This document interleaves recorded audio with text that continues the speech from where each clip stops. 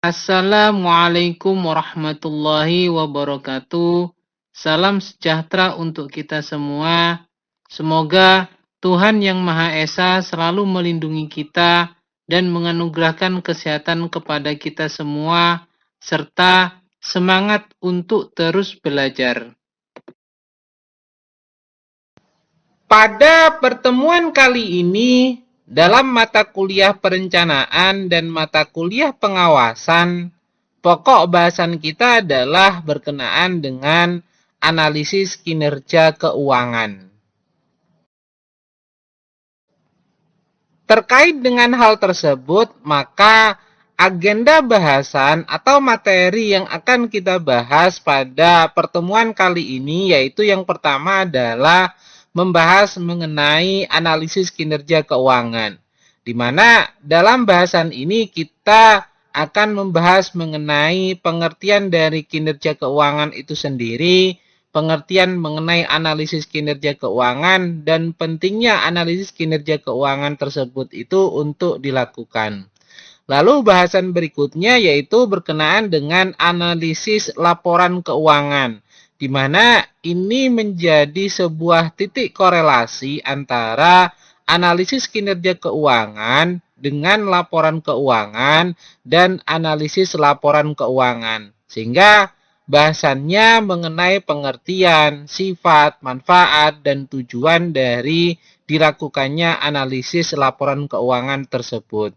Lalu kita lanjutkan dengan bahasan mengenai metode dalam analisis laporan keuangan, di mana metode dalam analisis laporan keuangan ini terdiri dari metode analisis horizontal, metode analisis vertikal, dan metode analisis industri. Dan yang terakhir, kita akan lebih spesifik untuk membahas mengenai analisis rasio keuangan, di mana dalam analisis rasio keuangan ini bahasanya terdiri dari rasio profitabilitas, rasio likuiditas, rasio solvabilitas, dan rasio aktivitas.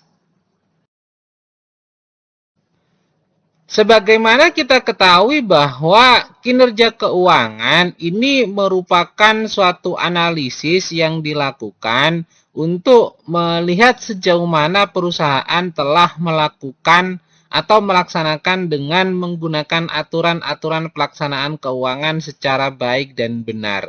Sehingga kita dapat memahami bahwa kinerja keuangan perusahaan ini merupakan suatu gambaran tentang kondisi keuangan suatu perusahaan yang dianalisis dengan alat analisis keuangan sehingga dapat diketahui mengenai baik buruknya keadaan keuangan suatu perusahaan yang dalam hal ini mencerminkan mengenai prestasi kerja dalam periode tertentu. Oleh karena itu, kita dapat memahami bahwa analisis kinerja keuangan ini merupakan gambaran mengenai prestasi atau kondisi keuangan perusahaan dari tahun ke tahun. Sehingga kita dapat mendefinisikan mengenai analisis kinerja keuangan ini sebagai suatu proses pengkajian secara kritis terhadap keuangan perusahaan, di mana dalam hal ini menyangkut review data, menghitung, mengukur, menginterpretasi, dan memberi solusi terhadap keuangan pada suatu periode tertentu. Dan alat ukur yang biasa digunakan dalam melakukan analisis kinerja keuangan ini adalah menggunakan beberapa rasio-rasio keuangan, sehingga dikenal dengan analisis rasio keuangan. Apa itu analisis rasio keuangan? Analisis rasio keuangan ini merupakan suatu alat analisis yang digunakan oleh perusahaan untuk menilai mengenai kinerja keuangan berdasarkan pada data perbandingan masing-masing pos yang terdapat dalam laporan keuangan. Sebagaimana kita ketahui bahwa laporan keuangan ini merupakan alat informasi yang dalam hal ini menghubungkan perusahaan dengan pihak-pihak yang berkepentingan yang menunjukkan mengenai kondisi kesehatan keuangan perusahaan dan kinerja perusahaan. Jadi untuk mengetahui mengenai posisi keuangan suatu perusahaan serta hasil-hasil yang telah dicapai oleh perusahaan tersebut, perlu adanya laporan keuangan dari perusahaan yang bersangkutan. Oleh karena itu, laporan keuangan ini merupakan alat yang sangat penting untuk memperoleh informasi sehubungan dengan posisi keuangan dan hasil yang telah dicapai oleh perusahaan yang bersangkutan. Di mana tujuan dari laporan keuangan ini adalah untuk menyediakan informasi yang menyangkut mengenai posisi keuangan, kinerja keuangan, serta perubahan posisi keuangan suatu perusahaan yang dalam hal ini bermanfaat bagi sejumlah besar pemakai dalam pengambilan keputusan ekonomi. Laporan keuangan dalam hal ini dipersiapkan atau dibuat oleh pihak manajemen perusahaan untuk memberikan gambaran atau progress report secara periodik. Karena itu, laporan keuangan ini memiliki sifat historis dan menyeluruh. Dan laporan keuangan ini sebagai proses report terdiri atas data yang merupakan kombinasi antara fakta yang telah dicatat atau keadaan transaksi yang pada saat itu terjadi dan dicatat oleh perusahaan, serta prinsip-prinsip dan kebiasaan-kebiasaan dalam akuntansi, dan juga terkait dengan personal judgment. Oleh karena itu, informasi dalam laporan keuangan itu tidak dapat diterima begitu saja, sehingga diperlukanlah analisis terhadap laporan keuangan tersebut. Tujuannya apa? Tujuannya adalah untuk memberikan informasi yang akurat, mendalam, serta bisa dipertanggungjawabkan. Dan analisis ini dilakukan untuk memeriksa laporan keuangan secara menyeluruh. Oleh karena itu, dapat kita pahami bahwa pentingnya penilaian kinerja keuangan perusahaan ini adalah yang pertama untuk mengetahui mengenai tingkat rentabilitas atau profitabilitas dari perusahaan, yaitu menunjukkan kemampuan perusahaan dalam menghasilkan laba selama periode tertentu. Selain itu, untuk mengetahui juga mengenai tingkat likuiditas, yaitu kemampuan perusahaan untuk memperoleh kewajiban keuangannya yang harus segera dipenuhi, atau dalam hal ini, kemampuan perusahaan untuk memenuhi keuangannya pada saat perusahaan tersebut itu ditagih. Selain itu juga untuk mengetahui mengenai tingkat solvabilitas, yaitu mengenai kemampuan perusahaan untuk memenuhi kewajiban keuangannya apabila perusahaan tersebut itu dilikuidasi, baik kewajiban keuangan jangka pendek maupun kewajiban jangka panjang.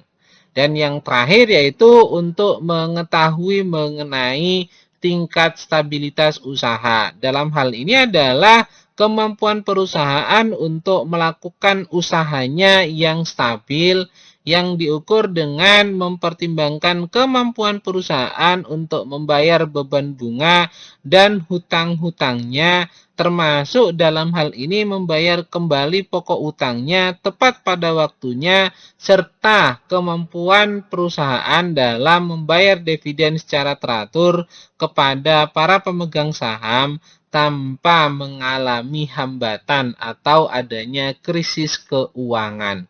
Nah, oleh karena itulah, maka betapa pentingnya dilakukan penilaian kinerja keuangan yang didasarkan pada laporan keuangan perusahaan tersebut. Kalau kita lihat korelasi antara analisis kinerja keuangan, laporan keuangan, dan analisis laporan keuangan, ini dapat kita lihat kenapa kok terjadi yang namanya perbedaan istilah dalam hal melakukan analisis terhadap laporan keuangan. Ada yang menyebut sebagai analisis kinerja keuangan dan juga ada yang menyebut sebagai analisis laporan keuangan. Nah, kepentingan utama sebenarnya di sini adalah analisis terhadap kinerja keuangan. Nah, kinerja keuangan ini didasarkan pada laporan keuangan, sehingga analisis kinerja keuangan yang didasarkan pada laporan keuangan tersebut itulah yang disebut dengan analisis laporan keuangan. Oleh karena itu, dalam memahami analisis laporan keuangan, maka kita dapat memahami beberapa pengertian atau beberapa definisi yang diberikan terhadap analisis laporan keuangan ini. Di mana analisis laporan keuangan dimaknai sebagai suatu proses untuk membedah laporan keuangan ke dalam unsur-unsurnya, menelaah masing-masing unsur tersebut dan menelaah hubungan di antara unsur-unsur tersebut dengan tujuan dalam memperoleh pengertian dan pemahaman yang baik dan tepat atas laporan keuangan itu sendiri.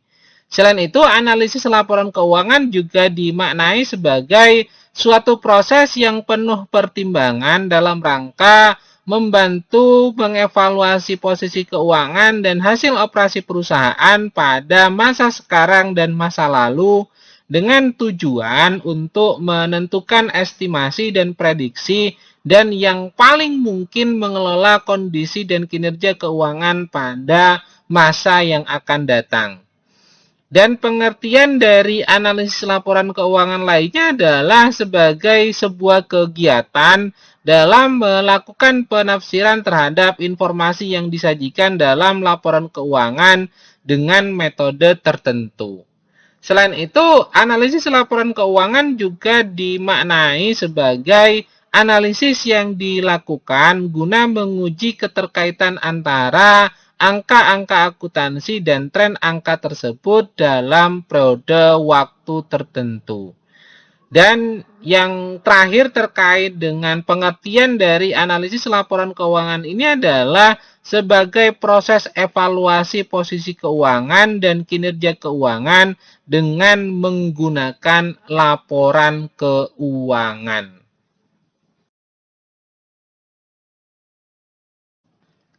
Analisis laporan keuangan ini mencakup terhadap penerapan metode dan teknik analisis atas laporan keuangan dan data lainnya untuk melihat dari laporan keuangan tersebut itu mengenai ukuran-ukuran dan hubungan tertentu yang sangat berguna dalam proses pengambilan keputusan.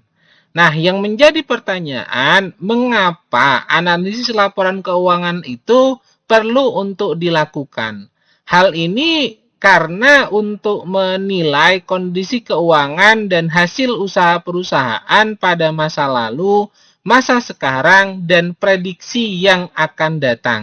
Selain itu juga untuk menilai mengenai kekuatan dan kelemahan keuangan perusahaan itu sendiri. Sehingga diperlukanlah yang namanya analisis terhadap laporan keuangan tersebut. Kalau kita gambarkan berkenaan dengan analisa laporan keuangan, maka dapat dilihat dalam skema input, proses, dan output, di mana input yang ada yaitu berupa laporan keuangan dan data lainnya. Input ini, data laporan keuangan dan data lainnya ini selanjutnya dilakukan analisis laporan keuangan dengan metode dan teknik analisis laporan keuangan, terutama yaitu menggunakan analisis rasio keuangan, analisis rasio pasar, analisis common size, analisis tren, dan analisis arus kas atau cash flow, sehingga menghasilkan output berupa informasi yang berguna dalam pengambilan keputusan. Informasi yang lebih luas merupakan informasi yang saling membenarkan informasi lainnya yang sangat berguna dalam pengambilan keputusan. Output ini atau hasil dari analisis laporan keuangan ini tentunya sedikit banyak akan membuka tabir-tabir berupa kemungkinan terjadinya kesalahan proses akuntansi seperti kesalahan pencatatan, kesalahan pembukuan, kesalahan jumlah, kesalahan perkiraan, kesalahan posting, atau mungkin kesalahan perjurnalan. Selain itu, juga dapat membuka tabir yang dimungkinkan terjadinya kesalahan lain yang disengaja, semisal tidak mencatat atau pencatatan harga yang tidak wajar, menghilangkan data, dilakukannya income smoothing, dan lain sebagainya. Sehingga dengan kita melakukan analisa laporan keuangan, kita dapat memahami dengan lebih baik terhadap laporan keuangan yang disajikan oleh perusahaan. Mengenai sifat dari analisa laporan keuangan, ada 3 hal yang perlu diperhatikan, yaitu yang pertama adalah berkenaan dengan fokus laporan, di mana kita ketahui bahwa fokus laporan keuangan ini terdiri dari laporan laba rugi, laporan perubahan ekuitas, laporan posisi keuangan atau neraca, laporan arus kas, yang merupakan akumulasi transaksi dari kejadian historis.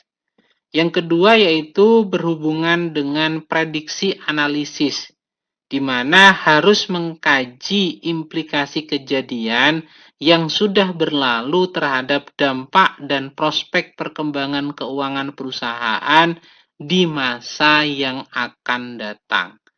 Yang ketiga, dasar analisis merupakan laporan keuangan yang memiliki sifat dan prinsip tersendiri, sehingga hasil dari analisis sangat tergantung pada kualitas dari laporan keuangan itu sendiri. Sehingga penguasaan pada sifat akuntansi, prinsip akuntansi sangat diperlukan dalam menganalisa laporan keuangan. Sedangkan manfaat dari dilakukannya analisa laporan keuangan yaitu untuk menambah informasi yang ada dalam suatu laporan keuangan.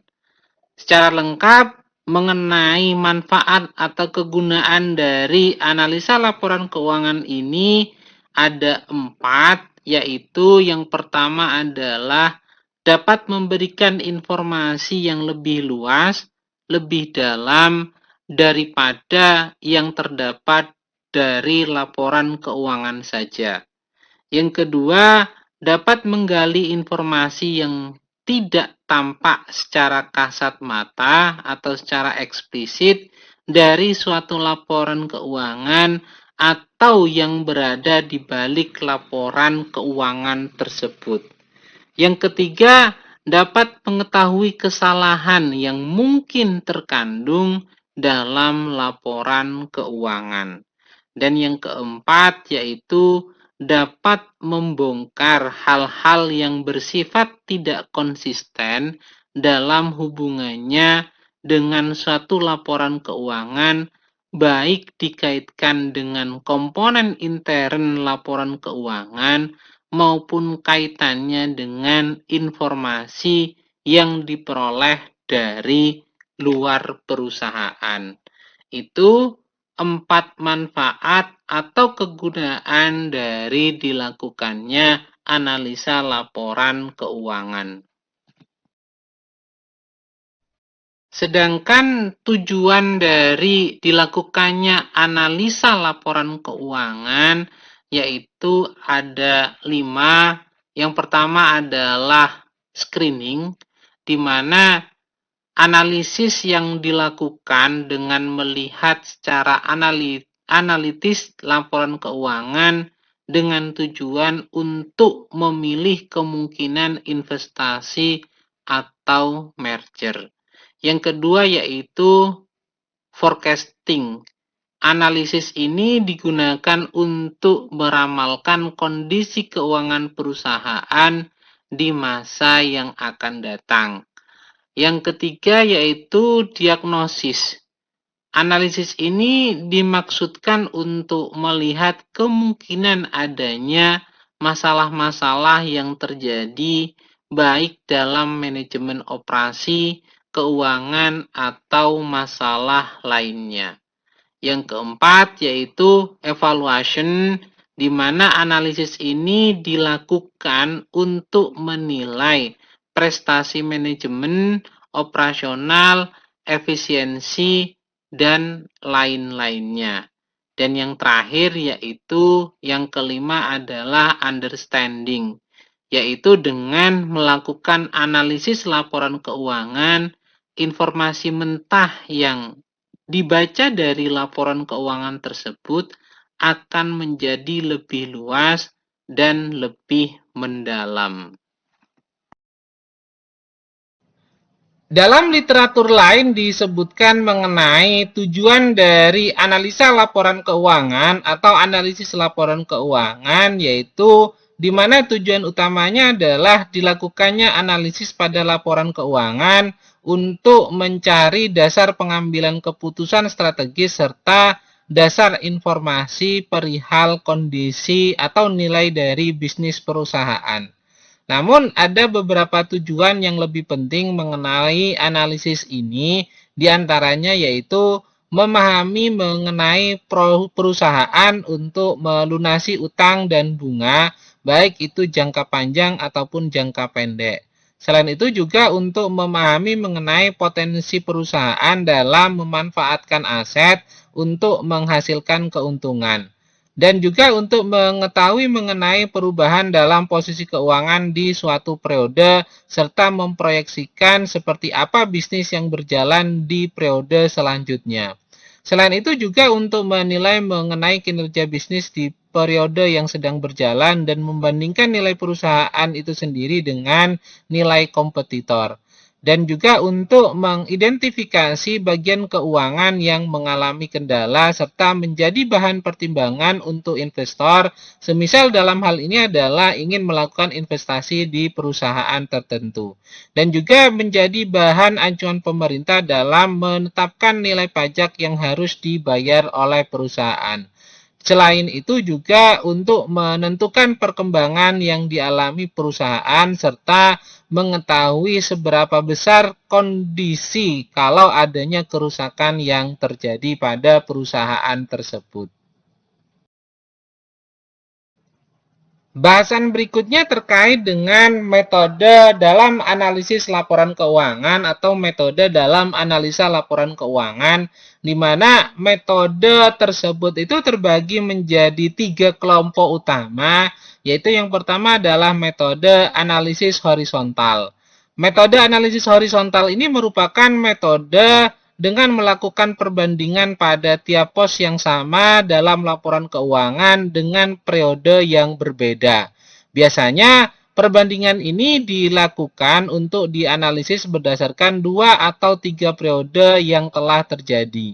Metode ini juga kerap diaplikasikan dengan membandingkan persentase kenaikan dan penurunan pos-pos keuangan dari periode yang sedang dibandingkan. Dengan demikian, maka metode ini juga dikenal sebagai metode dinamis. Nah, metode yang kedua yang umum digunakan dalam metode analisa laporan keuangan adalah metode analisis vertikal, di mana metode ini dipakai ketika melakukan perbandingan terhadap pos keuangan yang berbeda di satu laporan yang sama dan di periode yang sama pula. Metode ini kerap disebut sebagai metode statis. Selain metode analisis horizontal dan metode analisis vertikal, juga kita mengenal dengan adanya metode analisis industri. Metode ini digunakan untuk membandingkan perusahaan satu dengan perusahaan lain di bidang yang sejenis atau yang serupa. Nah, untuk analisis ini umumnya dipakai teknik penghitungan rasio keuangan, di mana dalam membandingkannya dibutuhkan rasio rata-rata perusahaan lain di bidang yang sama dengan rasio bisnis serta perusahaan yang akan melakukan analisanya. Nah, inilah 3 metode yang umum dipergunakan dalam analisa laporan keuangan. Untuk penjelasan detailnya mengenai metode analisis horizontal, di mana ada beberapa metode yang dipergunakan dalam analisis horizontal ini. Yang pertama adalah analisis tren atau indeks, di mana analisis ini digunakan untuk melihat kecenderungan dalam posisi keuangan. Disebut juga sebagai analisis time series. Jenis ini dapat membantu dalam memutuskan bentuk kinerja perusahaan dari periode ke periodenya. Nah, analisis ini akan digambarkan dalam persentase atau indeks. Sehingga gambaran indeks ini dilakukan jika analisis membandingkan laporan lebih dari 2 periode.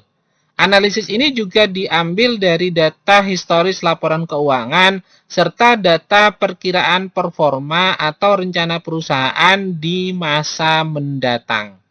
Salah satu cara populer dalam mengerjakan analisis ini adalah dengan menggunakan analisis rasio keuangan. Contoh yang paling umum rasio yang dipergunakan adalah rasio likuiditas, rasio profitabilitas, rasio efisiensi, serta rasio solvabilitas. Nah, metode ini diperoleh dari indeks laporan keuangan yang dipilih menjadi tahun dasar dalam melakukan analisis tren tersebut. Selain analisis tren atau indeks yang dipergunakan dalam metode analisis horizontal, ada juga analisis mengenai sumber dan modal kerja, di mana teknik analisis menggunakan analisis sumber dan modal kerja ini yaitu menganalisa terhadap laporan keuangan, di mana umumnya untuk mengetahui mengenai sumber serta alokasi modal perusahaan. Sekaligus dalam hal ini adalah berkenaan dengan faktor yang memberikan pengaruh saat terdapatnya perubahan dalam sumber dan modal kerja tersebut. Dan yang berikutnya yaitu analisis perubahan laba kotor, di mana metode ini digunakan ketika perusahaan ingin mengetahui mengenai faktor penyebab dalam perubahan laba kotor dari periode ke periode yang lain. Dan yang terakhir dalam metode analisis horizontal ini adalah penggunaan analisis sumber dan penggunaan kas. Analisis ini biasanya dipergunakan ketika perusahaan ingin mengetahui mengenai kondisi kas sekaligus faktor penyebab adanya perubahan dalam kas tersebut di suatu periode dalam laporan keuangan. Sedangkan terkait dengan metode analisis vertikal, dalam hal ini ada beberapa metode analisis yang dipergunakan. Salah satu diantaranya yaitu analisis common size, di mana analisis ini membandingkan pos-pos di dalam laporan keuangan berdasarkan pada persentase di suatu periode tertentu. Nah, laporan keuangan yang umum dipergunakan dalam analisis ini adalah laporan posisi keuangan atau neraca dan juga laporan laba rugi. Biasanya dalam hal ini digambarkan dengan menggunakan persentase. Nah, hal ini disebabkan karena format persentase ini lebih mudah ditafsirkan dibandingkan dengan menggunakan angka absolut. Maka perbandingan akan mudah untuk dilakukan dan akan mudah dipahami. Nah, dalam laporan laba rugi, setiap akun ini akan dibandingkan dengan pendapatan, sedangkan dalam laporan posisi keuangan atau dalam neraca, ini setiap akunnya akan dibandingkan dengan seluruh total aset. Analisis berikutnya yang kerap dipergunakan dalam metode analisis vertikal adalah analisis break-even point atau analisis titik impas, di mana ini merupakan analisis yang kerap dipakai dalam menetapkan tingkat pendapatan yang harus dicapai oleh perusahaan. Analisis ini akan mendukung analisis terhadap penjualan produk dari segi kuantitas atau jumlah yang harus diperoleh di dalam suatu periode tertentu. Nah, tujuan dari analisis ini adalah untuk mendorong pemilik perusahaan dalam pengambilan keputusan strategis dalam bisnis. Hal ini tentunya akan berujung pada perolehan keuntungan sekaligus meminimalisir terhadap adanya risiko kerugian. Teknik analisis berikutnya yang dipergunakan dalam metode analisis vertikal adalah analisis pertumbuhan, di mana teknik analisis pertumbuhan ini disusun dengan membandingkan penurunan ataupun kenaikan dalam posisi laporan keuangan pada suatu periode dengan periode yang lain pada masing-masing posnya. Nah, analisis laporan keuangan yang digunakan ini adalah menggunakan analisis nilai persentase. Data yang biasanya ditampilkan adalah perbandingan penurunan ataupun kenaikan pada masing-masing pos dalam laporan keuangan tersebut pada bulan yang lalu dengan bulan saat ini atau pada laporan periode year to date-nya atau periode yang sama di tahun yang lalu dan tahun ini, sehingga akan terlihat adanya penurunan atau kenaikan dalam nilai di laporan keuangan tersebut. Metode berikutnya dalam metode analisis vertikal, ini adalah metode yang umum dipergunakan, yaitu menggunakan analisis rasio keuangan, di mana analisis rasio keuangan ini dipergunakan dalam menilai sebuah kinerja bisnis dari pos-pos laporan keuangan di suatu periode tertentu. Rasio keuangan ini merupakan salah satu metode analisa keuangan yang digunakan sebagai indikator penilaian perkembangan perusahaan dengan mengambil data dari laporan keuangan selama periode akuntansi, sehingga dalam hal ini dapat diketahui mengenai kinerja maksimum keuangan perusahaan. Metode ini berfungsi sebagai tolak ukur dalam pengambilan keputusan strategis di periode selanjutnya, serta meninjau kembali perihal sumber daya yang dimiliki oleh perusahaan. Adapun fungsi dari penggunaan rasio keuangan ini dalam melakukan analisis, yaitu yang pertama adalah untuk mengetahui mengenai optimalisasi keuangan perusahaan. Dan yang kedua adalah untuk melihat efektivitas manajemen operasional. Tentunya dalam hal ini adalah mengukur kemampuan manajemen dalam menjalankan operasional perusahaan. Dan yang ketiga adalah melihat optimalisasi penggunaan aset. Dan yang keempat, melihat tingkat kesehatan keuangan dalam perusahaan. Dan yang kelima yaitu sebagai acuan untuk menganalisa mengenai kemampuan perusahaan untuk berkembang ke depannya. Terkait dengan analisis rasio keuangan, terdapat 4 indikator yang biasa dipergunakan dalam analisis rasio keuangan, yaitu yang pertama adalah rasio profitabilitas atau profitability ratio. Dan yang kedua adalah rasio likuiditas atau liquidity ratio, dan yang ketiga adalah rasio solvabilitas atau solvency ratio, dan yang keempat adalah rasio aktivitas atau activity ratio. Dalam mempelajari rasio keuangan, ada 4 rasio keuangan yang dipergunakan, yaitu pertama adalah rasio probabilitas atau rasio laba, di mana rasio ini merupakan analisis rasio yang dipergunakan untuk mengukur seberapa besar kapasitas perusahaan dalam menghasilkan laba dari aktivitas usaha yang dilakukannya. Rasio ini mengukur kemampuan perusahaan dalam menghasilkan probabilitas atau keuntungan yang dimiliki oleh perusahaan tersebut.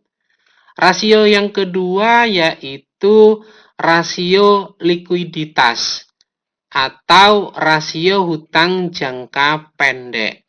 Rasio ini menghitung mengenai kapasitas perusahaan untuk melunasi hutang jangka pendeknya. Apakah perusahaan mampu untuk memenuhi kewajiban hutang jangka pendeknya? Karena kita ketahui semakin banyak hutang, tentunya hal ini menunjukkan ciri perusahaan yang tidak sehat. Bahkan besarnya hutang dapat menimbulkan terjadinya kebangkrutan. Rasio yang ketiga yang dipergunakan adalah rasio solvabilitas atau rasio leverage atau juga disebut sebagai rasio hutang. Rasio ini dipergunakan untuk mengukur kemampuan perusahaan dalam melunasi hutang jangka panjangnya dan juga jangka pendeknya. Artinya, mengukur kemampuan perusahaan dalam memenuhi semua kewajibannya, baik kewajiban jangka panjang ataupun jangka pendek. Kemampuan tersebut tentunya sangat penting sebagai bahan pertimbangan para investor untuk menanamkan modalnya pada perusahaan tersebut. Rasio yang terakhir yang keempat yaitu rasio activity atau rasio aktivitas, di mana rasio ini dipergunakan untuk mengukur kemampuan perusahaan dalam menggunakan asetnya secara efisien. Tentunya aset yang digunakan untuk proses produksi. Oleh sebab itu, dengan adanya rasio ini, tentunya perusahaan akan menganalisa kemampuan yang dimilikinya dalam mengoptimalisasi aset yang dimiliki guna menghasilkan laba atau keuntungan. Dengan demikian, dapat mengetahui efektivitas dari aset yang digunakan dalam menghasilkan laba bagi perusahaan. Itu 4 rasio yang akan dipelajari dalam rasio keuangan. Selain itu disebutkan bahwa rasio probabilitas ini merupakan rasio yang berperan dalam mengukur kekuatan perusahaan untuk perolehan laba, di mana dalam hal ini berkaitan dengan nilai aset, penjualan, serta modal. Sedangkan rasio likuiditas ini merupakan rasio yang berperan dalam mengukur kekuatan perusahaan dalam memenuhi kewajiban jangka pendek melalui perbandingan efek, kas, serta hutang piutang jangka pendek. Sedangkan terkait dengan rasio solvabilitas, ini merupakan rasio yang berperan dalam mengukur kekuatan perusahaan dalam pemenuhan kewajiban jangka panjang melalui perbandingan semua beban utang terhadap modal atau aset yang dimiliki oleh perusahaan. Sedangkan terkait dengan rasio aktivitas, ini merupakan rasio yang berperan dalam mengukur efektivitas perusahaan ketika memanfaatkan aset yang dimiliki untuk diubah menjadi laba atau menjadi keuntungan. Untuk pembahasan detailnya dari masing-masing analisis rasio keuangan, yang pertama kita akan membahas mengenai rasio profitabilitas, di mana rasio profitabilitas ini merupakan rasio yang mengukur mengenai kemampuan perusahaan dalam menghasilkan keuntungan atau profitabilitasnya pada tingkat penjualan aset dan modal saham tertentu. Nah, salah satu rasio yang dipergunakan dalam rasio probabilitas ini adalah rasio profit margin. Untuk rasio profit margin ini, rumusan yang dipergunakan adalah laba bersih dibagi dengan penjualan. Semisal dalam hal ini, contoh menunjukkan bahwa laba bersih sebesar 802 sedangkan penjualan sebesar 16.405. Maka ketika kita melakukan yang namanya perhitungan untuk mengukur rasio profit marginnya, akan ketemu nilai 802 dibagi 16.405 yang menghasilkan angka 0,049 atau identik dengan 4,9%.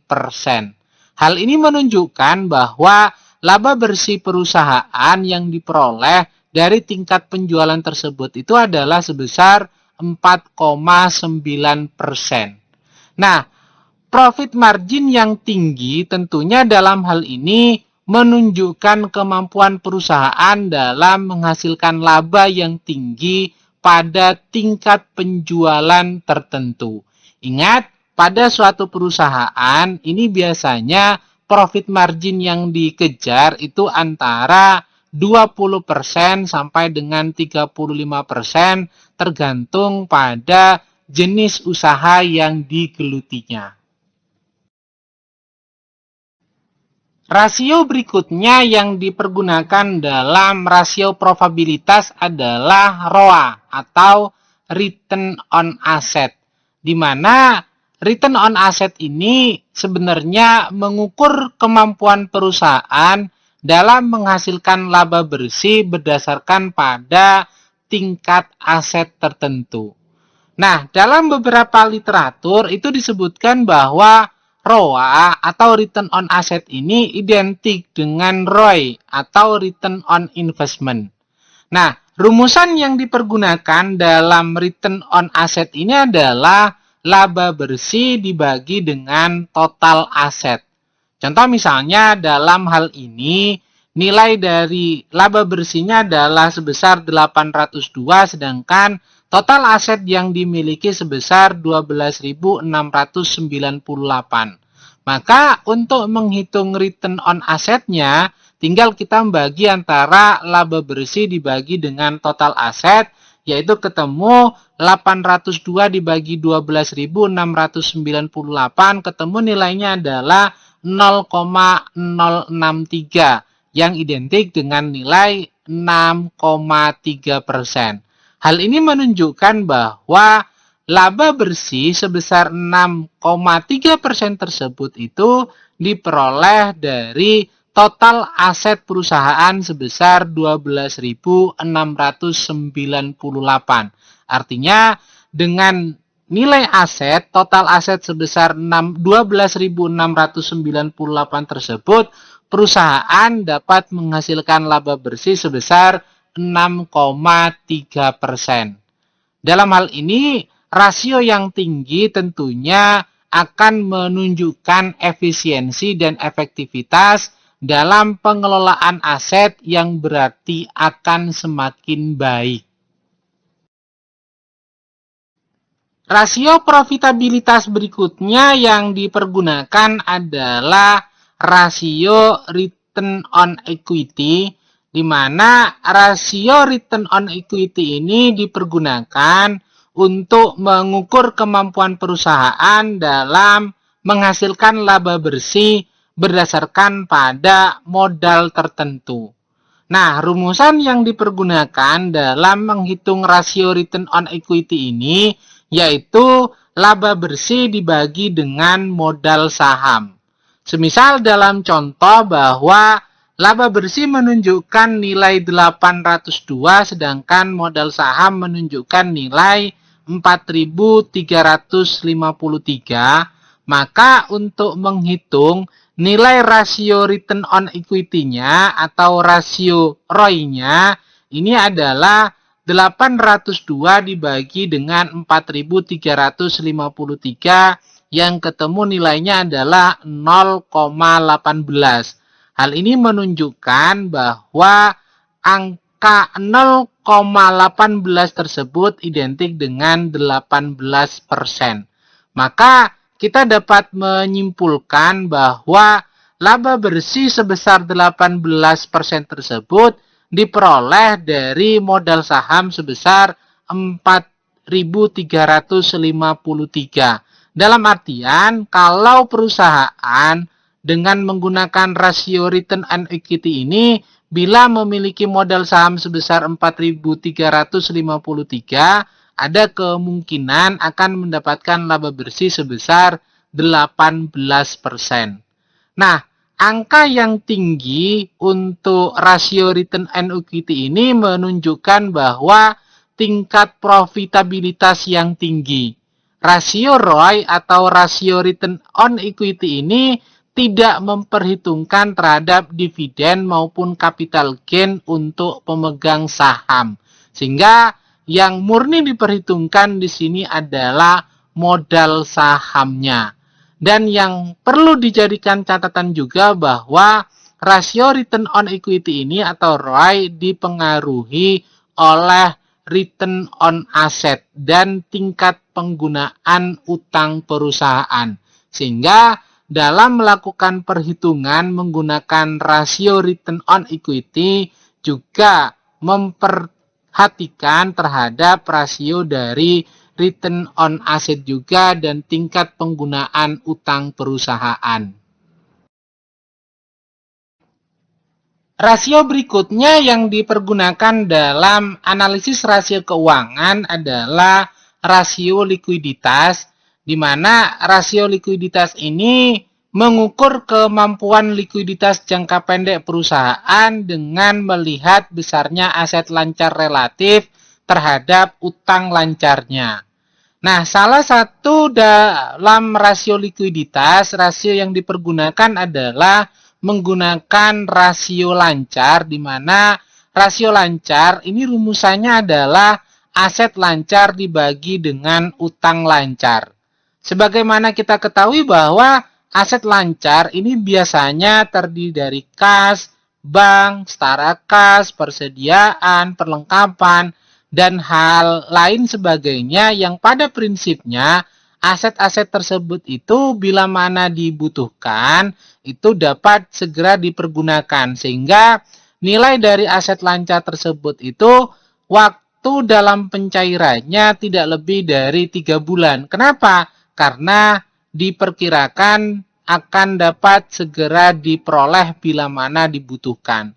Sedangkan terkait dengan utang lancar, ini adalah utang-utang yang sifatnya jangka pendek yang tidak melebihi waktunya dari 1 tahun. Contoh misalnya dalam hal ini adalah utang dagang, utang gaji, atau utang jangka pendek lainnya yang prinsipnya tidak melebihi dari 1 tahun.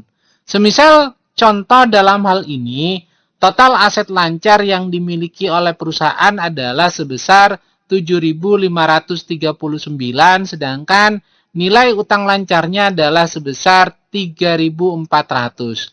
Maka untuk menghitung rasio lancarnya, kita tinggal membagikan antara aset lancar dibagi dengan utang lancar. Ketemu yaitu 7.539 dibagi 3.400, ketemu nilainya adalah 2,2. Nah, nilai tersebut itu bermakna bahwa setiap 1 rupiah utang itu dijamin oleh 2,2 aset lancar. Dalam hal ini berarti utang perusahaan itu dapat tercover oleh aset lancar yang dimiliki oleh perusahaan. Dalam hal ini perbandingannya adalah 1:2. 2,2 bila kita berpatokan pada soal kasus tersebut. Nah, hal yang perlu dipahami juga bahwa rasio yang rendah ini menunjukkan terhadap likuiditas jangka pendek yang rendah. Sedangkan rasio lancar yang tinggi menunjukkan kelebihan aset lancar. Dalam hal ini, likuiditas tinggi dan risiko rendah. Atau sebaliknya. Sehingga perlu perusahaan dalam hal ini untuk menjaga aset lancarnya agar lebih tinggi daripada utang lancar yang dimilikinya.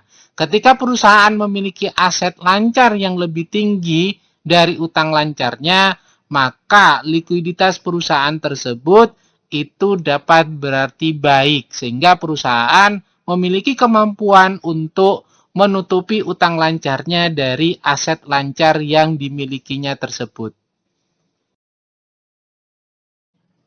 Rasio likuiditas berikutnya yang dipergunakan adalah quick ratio atau acid test ratio, di mana quick ratio ini sebenarnya perhitungannya sama dengan perhitungan rasio lancar, hanya saja mengeluarkan persediaan dari komponen aset lancarnya. Sehingga dengan demikian maka rumusan dari quick ratio ini adalah aset lancar dikurangi dengan persediaan terlebih dahulu, baru dibagi dengan utang lancar. Sebagaimana contoh, misalnya aset lancar sebesar 7.539, di sini di dalamnya ada persediaan sebesar 2.613, sedangkan utang lancarnya sebesar 3.400. Maka untuk menghitung quick ratio-nya, kita tinggal memasukkan dalam rumusan yang ada, yaitu aset lancar sebesar 7.539 dikurangi persediaan sebesar 2.613, lalu dibagi dengan utang lancar sebesar 3.400. Maka akan ketemu nilainya adalah 1,4. Apa makna dari hasil quick ratio sebesar 1,4 tersebut? Yaitu setiap Rp1 utang ini dijamin oleh aset lancar di luar persediaan sebesar Rp1,4. Pada prinsipnya, dalam hal ini, setiap utang lancar yang dimiliki oleh perusahaan dapat di-cover oleh aset lancar sebesar 1,4. Nah, aset lancar ini pun di luar perhitungan persediaan. Yang jadi pertanyaan sekarang ketika kita mempelajari quick ratio ini, mengapa persediaan itu dikeluarkan dari komponen aset lancar? Sebagaimana kita ketahui bahwa dari ketiga komponen aset lancar, yaitu berupa kas, piutang dagang, dan persediaan, ini persediaan biasanya dianggap sebagai aset yang paling tidak liquid. Kenapa? Karena untuk menjual persediaan atau merubah persediaan tersebut itu menjadi sebuah kas, membutuhkan waktu yang lebih lama dibandingkan dengan piutang dagang. Dan hal yang perlu diperhatikan juga adalah dimungkinkan adanya nilai persediaan yang turun karena produk mengalami kerusakan atau kualitas yang menurun, sehingga tidak dapat diperhitungkan dalam penggunaan quick ratio tersebut. Rasio berikutnya yang dipergunakan dalam analisis rasio keuangan adalah rasio solvabilitas, di mana rasio solvabilitas ini dipergunakan untuk mengukur kemampuan perusahaan dalam memenuhi kewajiban jangka panjangnya. Nah, perusahaan yang tidak solvable merupakan perusahaan yang dalam hal ini total utangnya lebih besar dibandingkan dengan total aset yang dimilikinya. Salah satu rasio yang dipergunakan dalam rasio solvabilitas adalah rasio debt to asset, di mana rasio debt to asset ini atau rasio total utang terhadap aset menggunakan rumusan total utang dibagi dengan total aset. Ingat bahwa dalam total utang ini ada utang jangka pendek dan utang jangka panjang. Sedangkan terkait dengan total aset ini ada aset lancar dan ada aset tetap. Nah, semisal dalam contoh ini yaitu utang jangka pendek sebesar 3.400 sedangkan utang jangka panjangnya sebesar 4.945. Sedangkan total asetnya sebesar 12.698, maka untuk menghitung rasio debt to asetnya tinggal kita memasukkan nilai total utang dibagi dengan total aset tersebut. Di mana nilai dari total aset ini tinggal kita tambahkan yaitu 3.400 ditambah dengan 4.945 yaitu senilai 8.345 dibagi dengan total aset sebesar 12.698. Maka akan ketemu nilainya adalah 0,66. Apa ini artinya? Bahwa 66% dana yang digunakan oleh perusahaan ini berasal dari hutang. Sedangkan sisanya sebesar 34% disediakan oleh pemegang saham dan dari perusahaan. Sehingga kombinasinya yaitu 66% ini merupakan hutang, sedangkan 34%-nya ini dari pemegang saham atau dari internal perusahaan. Nah, yang menjadi catatan dari soal kasus tersebut yaitu setiap 0,66 utang perusahaan ini dijamin oleh sebesar Rp1 aset perusahaan.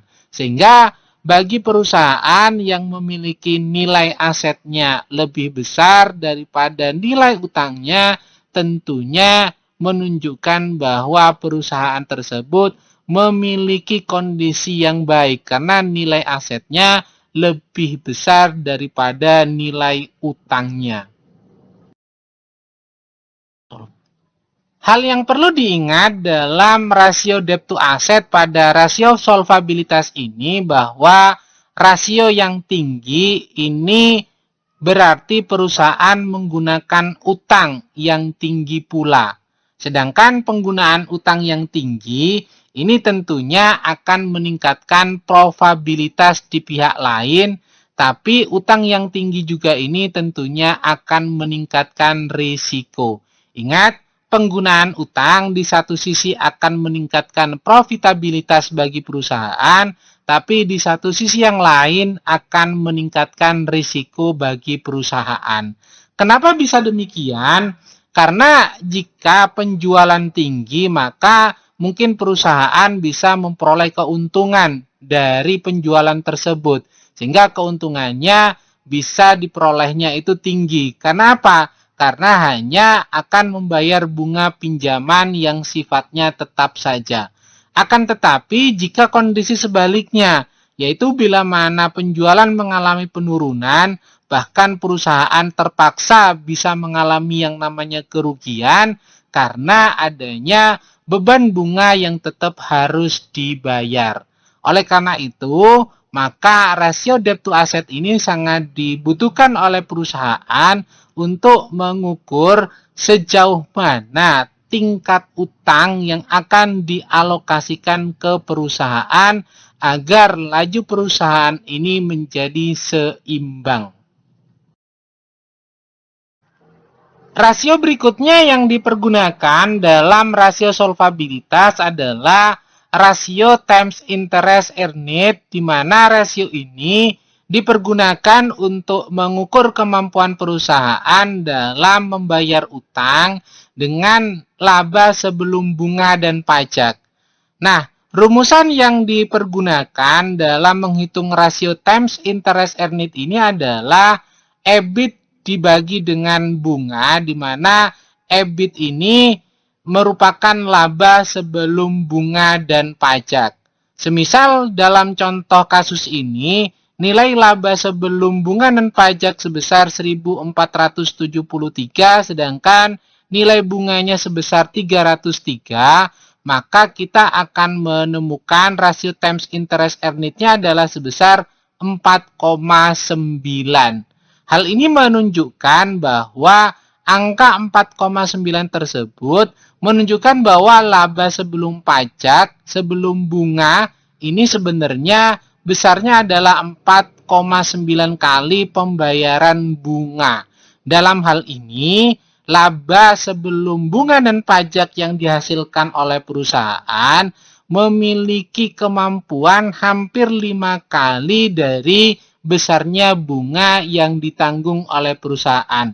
Sehingga perusahaan tidak akan mengalami yang namanya kesulitan dalam pembayaran bunga.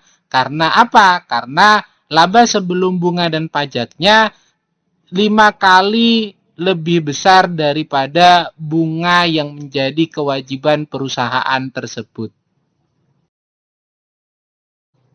Analisis rasio keuangan berikutnya yang dapat dipergunakan adalah rasio aktivitas, di mana rasio aktivitas ini dipergunakan untuk melihat seberapa besar efisiensi dalam penggunaan aset oleh perusahaan. Rasio aktivitas ini melihat seberapa besar dana yang sebenarnya tertanam pada aset perusahaan.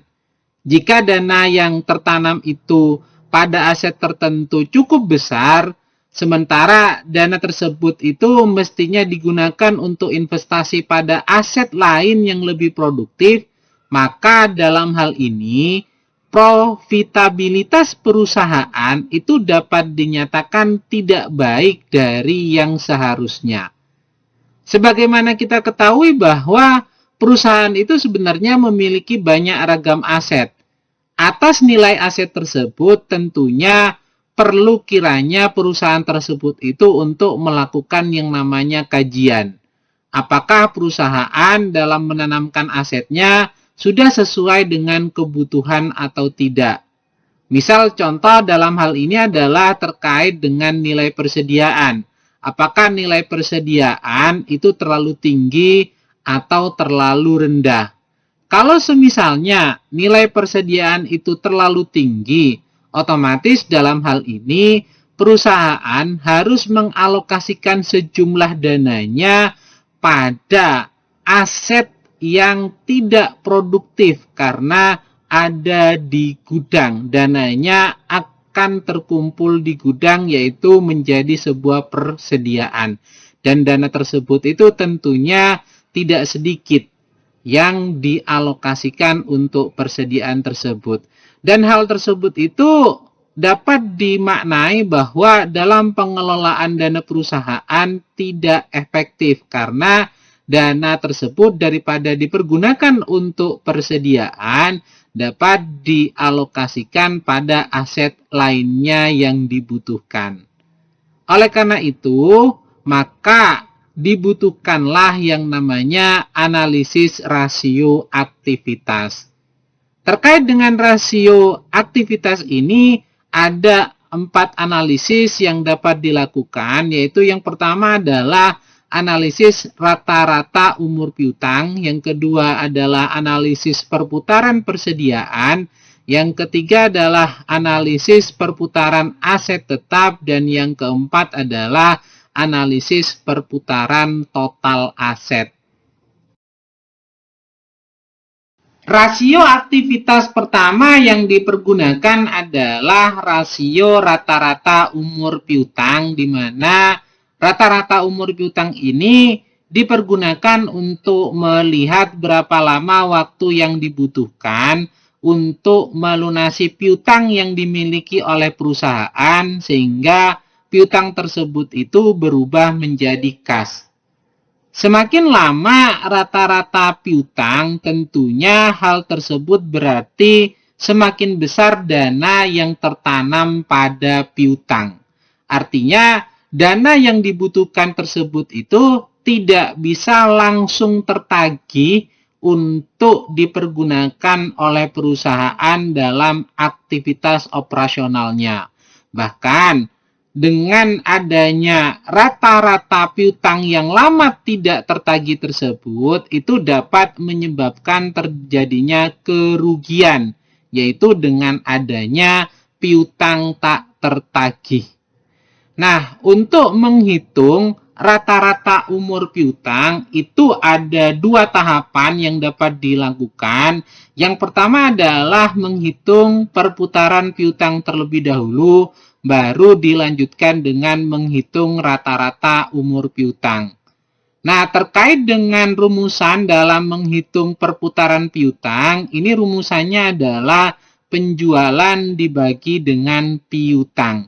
Semisal dalam contoh kasus, nilai penjualannya adalah sebesar 16.405 dan nilai piutangnya sebesar 4.353, maka kita akan menemukan nilai perputaran piutangnya dengan membagi nilai penjualan dibagi nilai piutang, yaitu 16.405 dibagi 4.353, ketemu nilai dari perputaran piutang tersebut adalah sebanyak 3,76 kali. Lalu dilanjutkan dengan menghitung rata-rata umur piutang dengan rumusan 365 dibagi perputaran piutang. Nah, terkait dengan angka 365, ini merupakan jumlah hari dalam satu tahun yang dipergunakan dalam rumusan rata-rata umur piutang. Sehingga 365 hari dibagi 3,76 kali, ketemu rata-rata umur piutang itu selama 96,8 hari. Atau kalau kita bulatkan, selama 97 hari. Dalam artian, piutang tersebut baru menjadi kas itu dalam kurun waktu 97 hari lamanya. Untuk menghitung rata-rata umur piutang dalam rasio rata-rata umur piutang tersebut, ada rumusan lain yang dapat dipergunakan, yaitu dengan cara nilai piutang dibagi dengan nilai penjualan dibagi 365 hari. Maka berdasarkan pada contoh soal kasus tersebut, kita tinggal memasukkan data yang ada di mana nilai piutangnya adalah sebesar 4.353 dibagi dengan nilai penjualan sebesar 16.405 dibagi 365 hari. Nah, ingat 365 hari ini merupakan angka yang dipergunakan dalam perhitungan satu tahun untuk menghitung rata-rata umur piutang.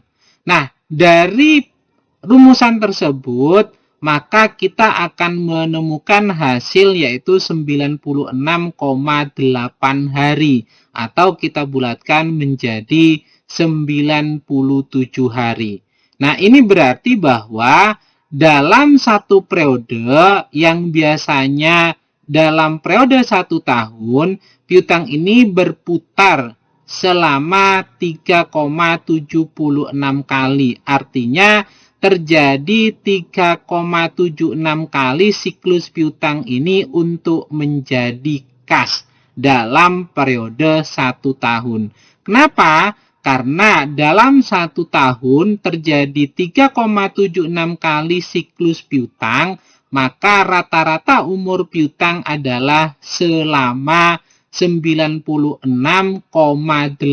hari dalam satu tahun yang lamanya 365 hari.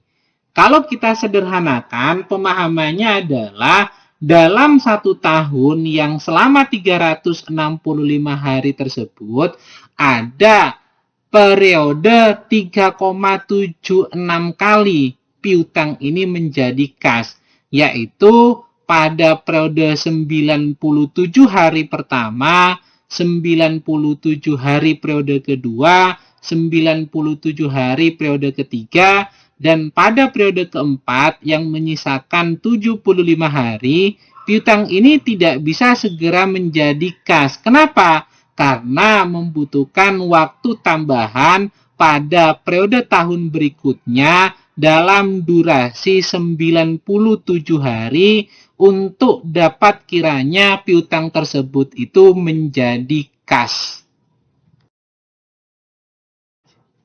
Rasio aktivitas berikutnya yang dapat dipergunakan adalah rasio perputaran persediaan, di mana dalam menghitung perputaran persediaan menggunakan rumusan harga pokok penjualan dibagi dengan piutang.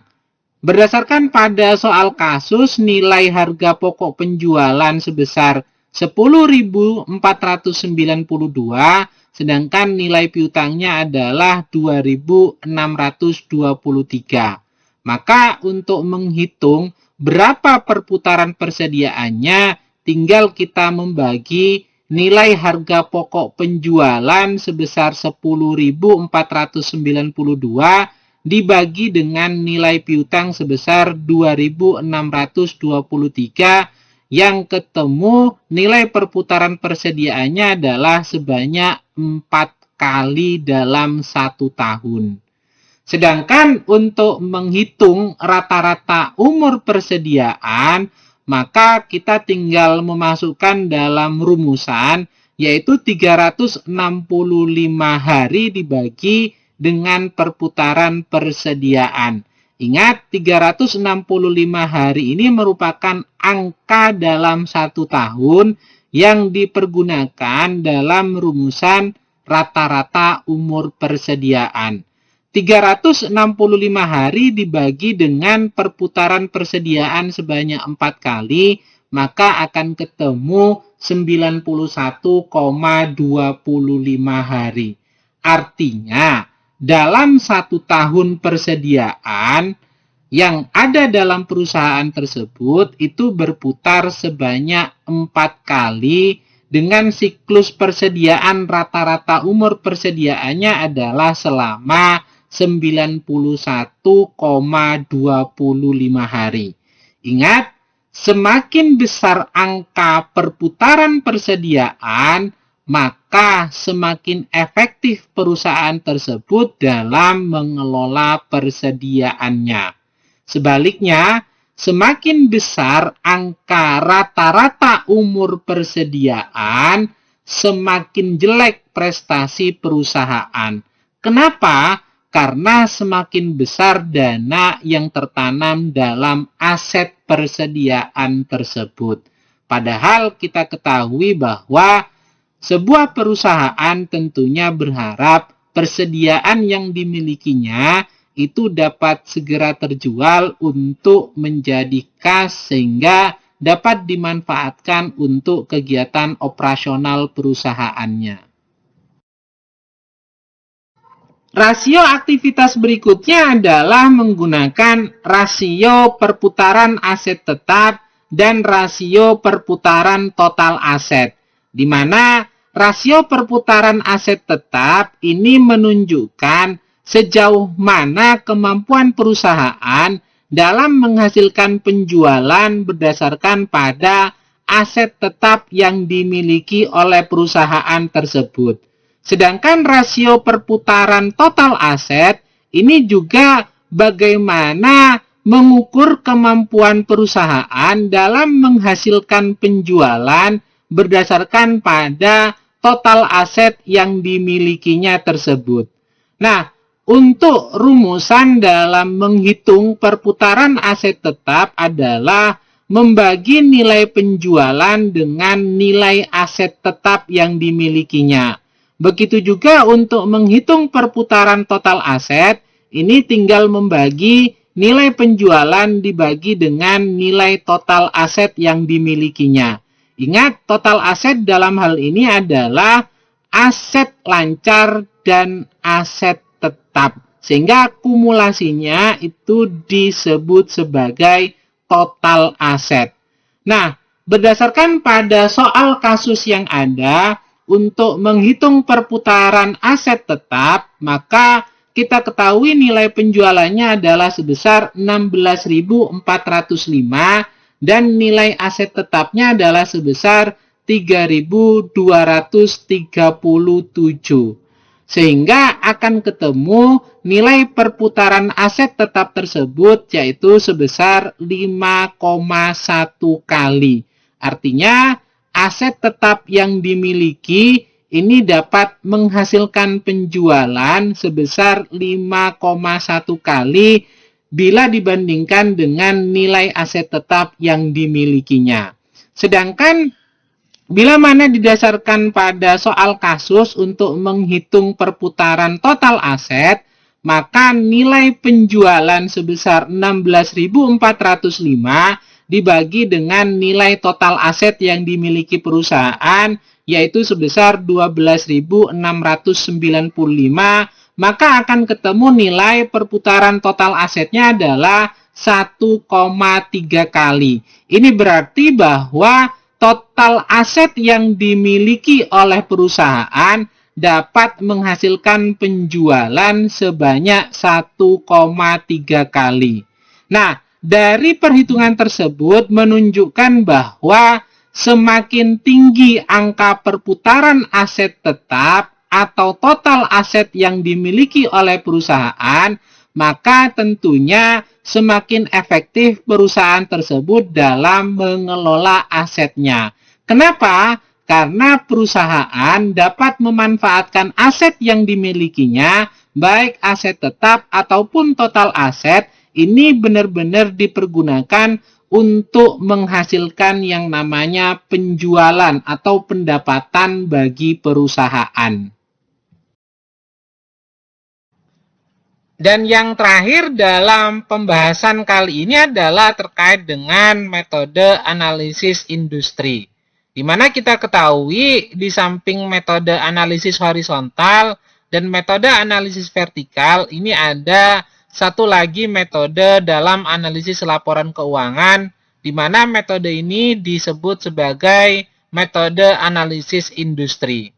Analisis ini dipergunakan untuk membandingkan perusahaan dengan perusahaan lain di dalam bidang yang sejenis atau bidang yang serupa. Kemudian yang akan dilihat dari analisis tersebut adalah bagaimana investasi ini dilakukan secara finansial dibandingkan dengan industri yang lain. Analisis ini dapat memudahkan perusahaan dalam melihat ada atau tidaknya penyesuaian finansial yang harus diterapkan bila mana dibandingkan dengan kinerja dari perusahaan yang lain. Untuk analisis ini umumnya dipakai teknik perhitungan rasio keuangan, di mana dalam membandingkannya dibutuhkan rasio rata-rata perusahaan lain di bidang yang sama dengan rasio bisnis suatu perusahaan yang akan menjadi data analisisnya. Sehingga kita dapat membandingkan kinerja perusahaan yang kita jalankan dengan perusahaan lain yang sejenis. Nah, sebelum melakukan teknik analisis ini, perlu juga dipastikan bahwa perusahaan lain ini telah menghitung rasio rata-rata industrinya, sehingga kita dapat melakukan perbandingan yang sama sesuai dengan rasio perhitungan yang kita lakukan. Mungkin itu dulu paparan yang dapat saya sampaikan. Mudah-mudahan dapat dipahami dengan baik. Bila ada hal yang kurang berkenan, saya mohon maaf sebesar-besarnya. Saya akhiri, wabillahi taufik wal hidayah. Wassalamualaikum warahmatullahi wabarakatuh. Jangan lupa untuk selalu menjalankan pola hidup sehat dan bersih. Semoga Tuhan Yang Maha Esa selalu menganugerahkan kesehatan kepada kita semua. Amin. Terima kasih.